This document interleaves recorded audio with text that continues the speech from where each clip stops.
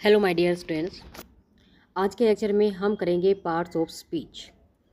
Parts of speech क्या होते हैं?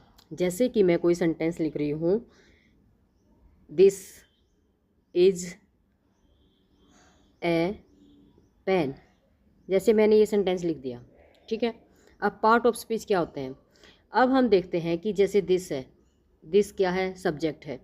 इज क्या है? वर्ब है। ए क्या है? आर्टिकल है।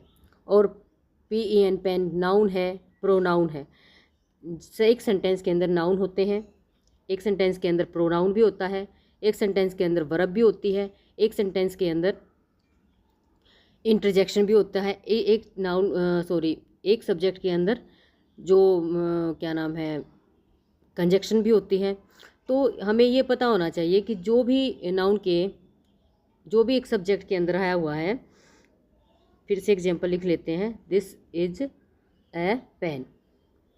तो हमें ये पता होना चाहिए कि सब्जेक्ट के अंदर दिस क्या है, सब्जेक्ट है, में ये नाउन है, प्रोनाउन है।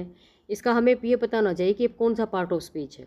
इज वर्ब है, मेन वर्ब है, क्या है ये, इसका पता होना चाहिए। कौन बताता है? Parts of speech. ए क्या है?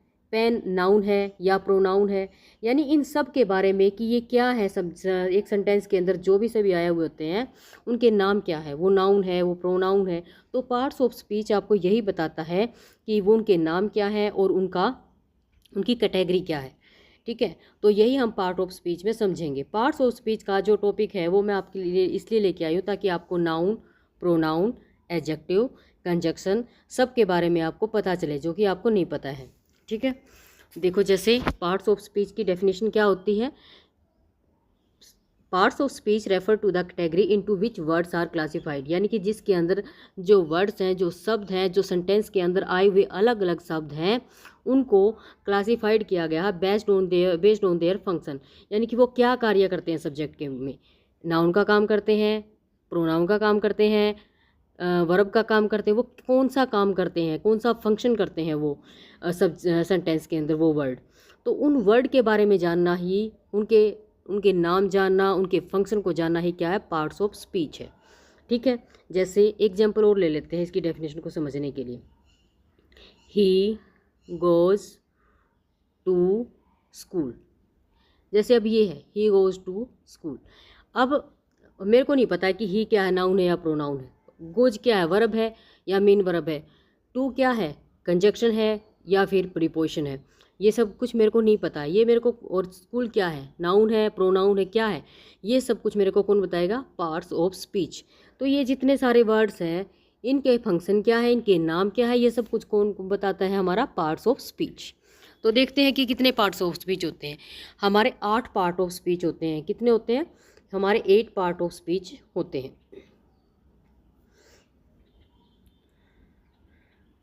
अब देखते हैं types of parts of speech. सबसे पहले क्या आता है? Noun. Noun is the name.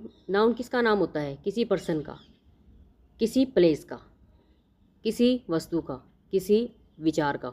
यानी कि जैसे आप एक पर्सन है, ठीक है। आपके आसपास जो भी सारे पर्सन घूम रहे हैं वो क्या है? वो नाउन है। जिस जगह पर आप रह रहे हो वो जगह भी क्या है? नाउन है। जिस चीज़ को आपने हाथ में उठा रखा है या जिस चीज़ के ऊपर आप बैठे हैं वो भी क्या है? नाउन है। और एक आइडिया, एक विचार, जो दिमाग में आपके विचार चल रहे हैं वो भी क्या है? नाउन है, ठीक है। जैसे राम दिल्ली में रहता है। राम के हाथ में एक बुक है। राम के अंदर ऑनेस्टी है। राम के अंदर ऑनेस्टी वाले आइडियाज़ हैं। तो ये सारे क्या हैं? नाउन है। तो आपके आसपास जितनी भी सारी चीज़ें हैं, जितने भी सारी जगह हैं, जितने सारे लोग हैं, सब क्या है? नाउन है। अब एक सेंटेंस में देख लेते हैं। जैसे Ram is a good boy. Ram एक अच्छा लड़का है। अब इसके अंदर आपको ये बोला गया है कि इसके अंदर आप क्या देखोगे कि इसके अंदर नाउन कौन सा है, ठीक है। तो इसके अंदर राम क्या है? इसके अंदर नाउन है। राम इसके अंदर क्या है? एक नाउन है। उसके बाद है प्रोनाउन। प्रोनाउन क्या होते हैं? अब देखो, pronoun is used in place of noun to avoid repetition. एक नाउन की जगह जब हम किसी प्रोनाउन का यूज करते हैं, एक नाउन की जगह एक प्रोनाउन का यूज करते हैं, तो उसको हम क्या बोलेंगे? उसको हम सॉरी उसको हम प्रोनाउन बोलेंगे। जैसे आपने एक स्टोरी पढ़ी होगी, once there was a crow, ये वाली स्टोरी आपने पढ़ी है। उसके बाद हम नेक्स्ट लाइन लिखेंगे, he was very thirsty, he was very thirsty. अब ये लाइन लिखी है आपने, once there was a crow. यहाँ पर जो क्रो है वो क्या है, नाउन है। लेकिन बार बार हम क्रो क्रो पूरी स्टोरी में नहीं करते, हम क्रो की जगह क्या लगा देते हैं, ही वॉज वेरी थ्रस्टी, वह बहुत क्या था, वह बहुत प्यासा था।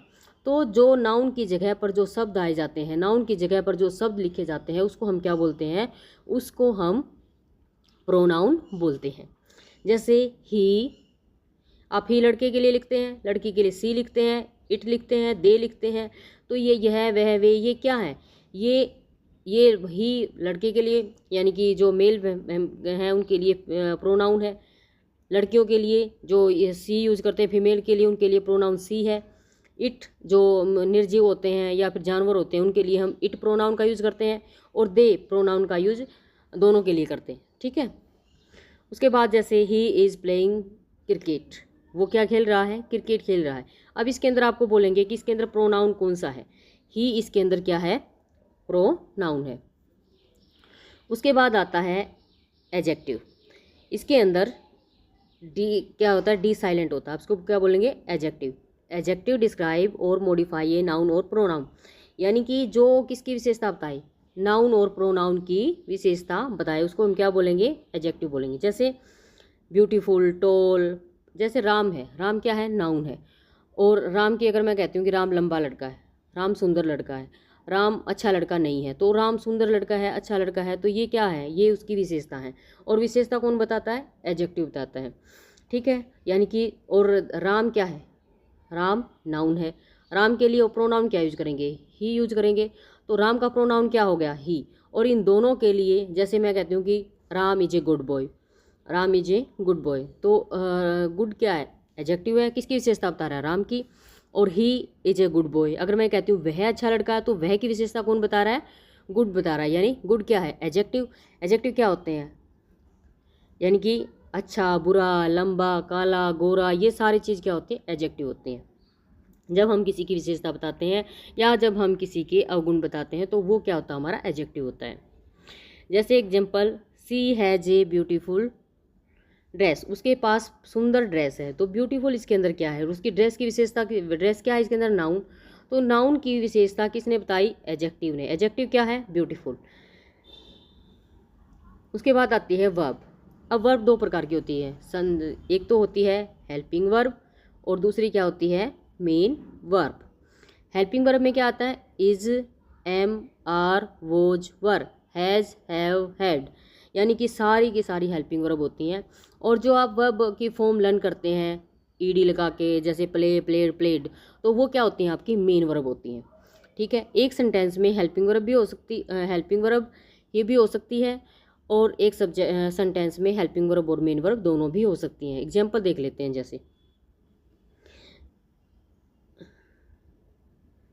He is playing, he is playing, वो वह खेल रहा है। अब देखो ही, ये क्या है, इज, ये है हेल्पिंग वर्ब जो कि सब्जेक्ट के जस्ट बाद आती है।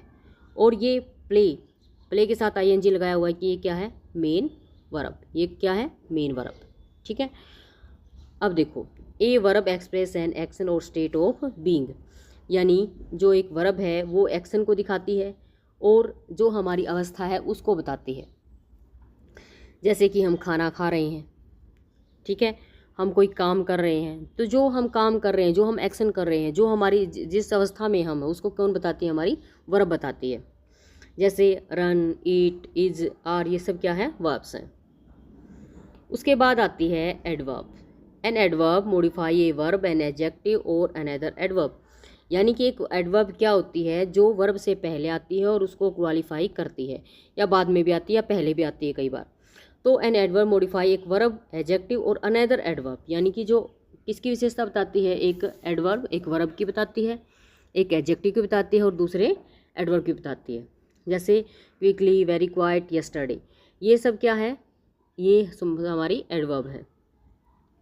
एग्जाम्पल देख लेते हैं। ही राइट्स क्विकली, वह जल्दी से लिखता है। तो राइट्स क्या है? वर्ब। वर्ब की विशेषता किसने बताई? क्विकली ने। तो क्विकली क्या है? ये एडवर्ब है। उसके बाद है प्रीपोजिशन। प्रीपोजिशन क्या होती है? A preposition shows the relationship of a noun और pronoun to another word in the sentence. यानी कि जो सेंटेंस होता है उसके अंदर जो नाउन और प्रोनाउन होते हैं उनका रिलेशन बाकी सेंटेंस से कौन दिखाता है? प्रीपोजिशन दिखाती है। जैसे देखो प्रीपोजिशन कौन सी होती है? इन, ओट, एट, बाई, अगेंस्ट, ये सारी क्या होती है? हमारी प्रीपोजिशन होती है।